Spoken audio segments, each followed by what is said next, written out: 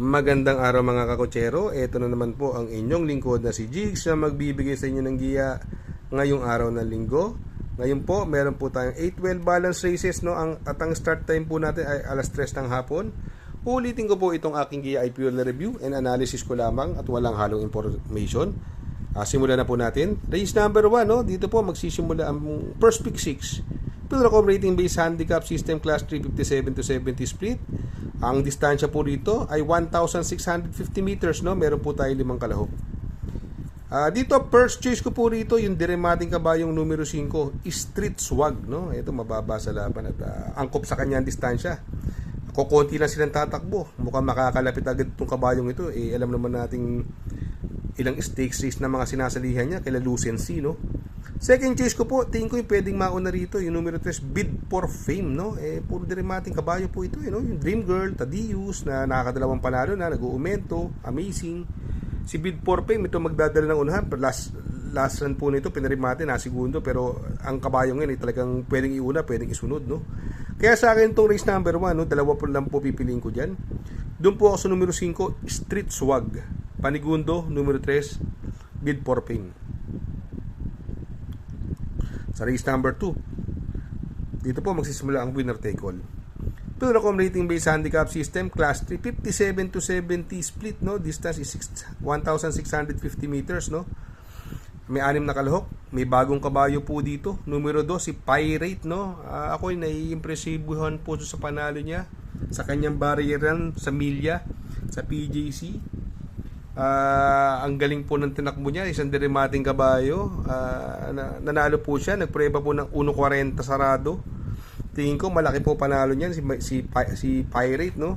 Although may dalawang entry po si Villa at si Dehenko rito, yung Andiamo Aperense at Birchstone, no? Si Andiamo, ito tingin ko magdadal ng unahan At saka yung Zoom, no? Pwedeng maghabulan po yung dalawa. Jeffrey Sarate na si Andiamo Aperense, no? Ito si Birchstone naman, magaling kay Apoy Asuncion, no? Itong race na po ito, para sa akin, tatlo po pipiliin ko rito. First choice ko po, numero 2, Pirate. Panigundo, numero 3, Andiamo Afirenze. Pandeado, numero 6, Birchstone. Sa race number 3, dito po magsisimula ang second pick 6. 3-year-old and above maiden race placers, no? Distance is another 1,300 meters. Meron po tayong 9 na kalahok. First choice ko po rito, yung galing sa barrier nakaraan, numero 9, Madam Edrea, no? Sa kay ni Jackie Louie Lunar, no? Sa tingin ko, ito ang horse to beat sa kayarang ito. Maganda po ang tinakbo niya sa kanyang unang barrier run, no?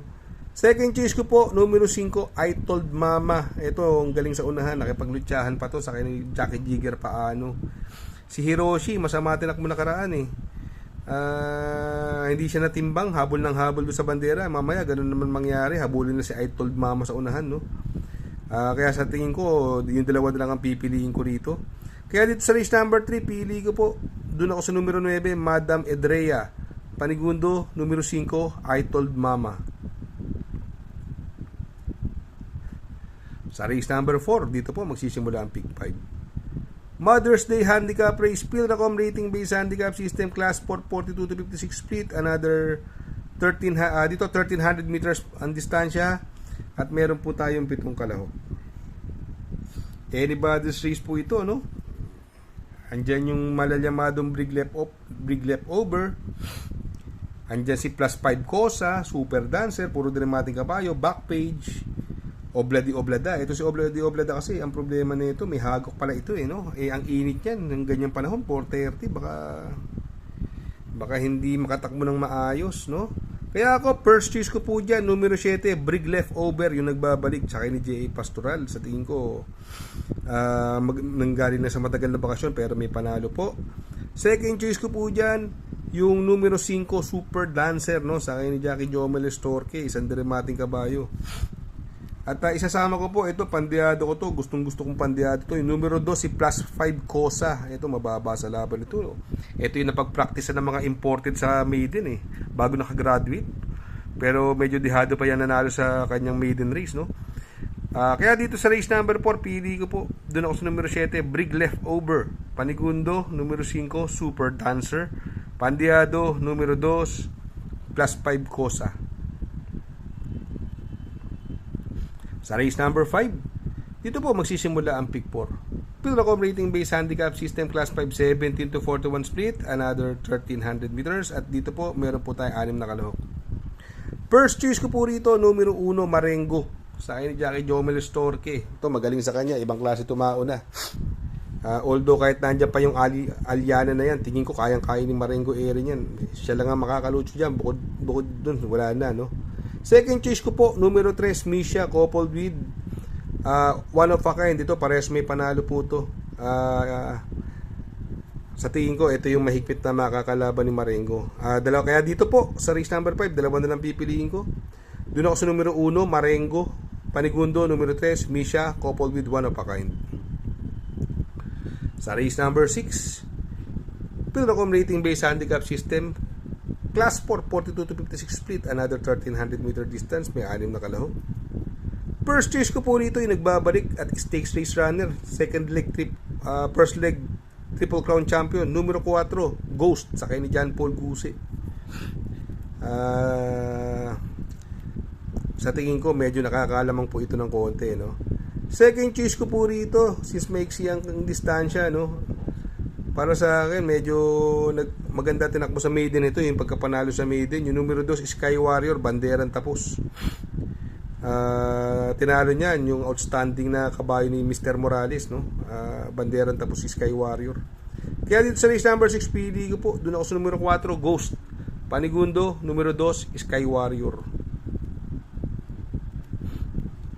Sa race number 7, Pilracom rating based handicap system class 4, 42 to 56, no? Another 1300 meter distance, meron po tayong 7 kalahok. First choice ko po rito, tingin ko yung mauuna, wala ko nakikita ibang mabilis. Numero 2, Money for Bipani. Tingin ko mag-uumento yan galing sa panalo. Wala ko nakikita ibang mabilis. Sa tingin ko mag-uumento po yan. Second choice ko po yung imported horse, numero 4, Saratoga Chrome, no? Sa akin ni Jackie Pabs Cabalejo, no? Baka sana maganda na itakbo nito. Isang deremating kabayo. Pero magsasama po ako ng pandiado dyan. Yung numero 1, Animo Lasal, sa akin ni Jackie Jigger Paano. Yan ang magandang pandiado dyan. Abangan nyo po yan, no? Kaya dito sa race number 7, pili ko po, doon ako sa numero 2, Money for Bifani. Panigundo, numero 4, Saratoga Chrome. Pandiado, numero 1, Animo Lasal. Sa race number 8, sa last and final race, Pilracom rating based handicap system class 5, 17 to 41, another 1300 meter distance, meron po tayo 8 kalahok. Itong karerang ito ay anybody's race. Pero hindi lang masyadong maganda tinakbo nakaraan, kaya lang parang buwaba siya ng laban. First choice ko po, numero 4, Spaghetting pababa, sa kay ni Jackie Conrad Denson, no? Tingin ko wala nang papopormahin ito. Itong tingin ko nga horse to beat sa karerang ito, no? Second choice ko po rito, yung numero 7, Margo, sa kay ni Jackie J.B. Guerra. Ito baka iuna. Tingin ko kaya niya Reyna Margareta at saka Success of Times, eh. Or pwedeng makakasunod din agad, no?